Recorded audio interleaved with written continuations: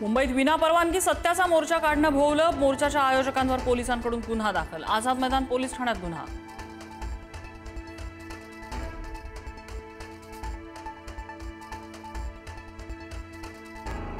अजित पवारांची महाराष्ट्र ऑलिम्पिक असोसिएशनच्या अध्यक्षपदी निवड। वरिष्ठ उपाध्यक्ष पदावर मुरलीधर मोहोळ।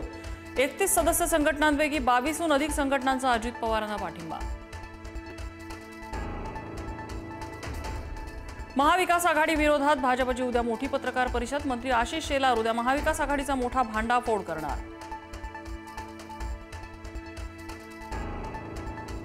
बंड केल्यानंतर बालाजी कल्याणकर हॉटेलवरून उडी मारणार होते। मंत्री संजय शिरसाटांचा गौप्यस्फोट। तर मला टेन्शन आल्याची बालाजी कल्याणकर यांच्याकडून स्पष्ट। सब कुछ गोलमाल। एसआयटी नाही तर देखरेखीसाठी माणूस नेमलाय। फलटण प्रकरणी सुषमा अंधारेंचा आरोप। तर अंधारेंच्या पक्षातच गोलमाल। नवनाथ बन यांचा पलटवार।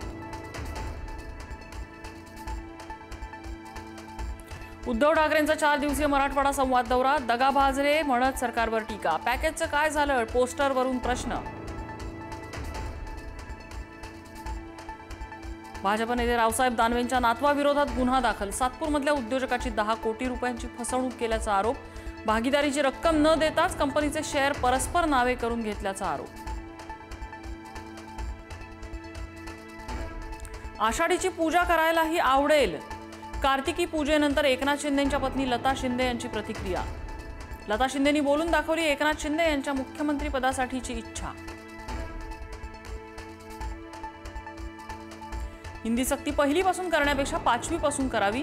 हिंदीचं मराठीवरचं अतिक्रमण रोखलं पाहिजे। त्रिभाषा धोरण समितीचे अध्यक्ष डॉक्टर नरेंद्र जाधवांची प्रतिक्रिया। रोहित आर्याच्या एन्काउंटरचे आदेश नव्हते त्यावेळी परिस्थिती तशी निर्माण झाल्याने गोळी झाडली। एपीआय वाघमारेंचा गुन्हे शाखेसमोर जबाब। आणखीही काही खुलासे होण्याची शक्यता। पुण्यातील कोरेगाव पार्क परिसरात पुन्हा अपघात। अपघातात दोघांचा मृत्यू तर गाडीतील एक जण गंभीर जखमी। कोरेगाव पोलीस स्टेशनकडून तपास सुरू। शिरूर तालुक्यात बिबट्याच्या हल्ल्यात 13 वर्षीय मुलाच्या मृत्यूनंतर स्थानिकांचा उद्रेक। स्थानिकांनी आधी गाडी पेटवली। वनविभागाचं कार्यालयही पेटवलं।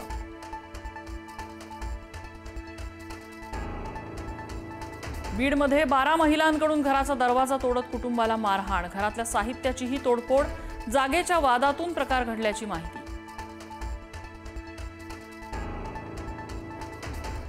कपिल देव धोनी यांच्यानंतर हरमनप्रीत वर्ल्ड कप जिंकण्यासाठी सज्ज। दक्षिण आफ्रिकेने नाणेफेक जिंकत घेतला क्षेत्ररक्षणाचा निर्णय।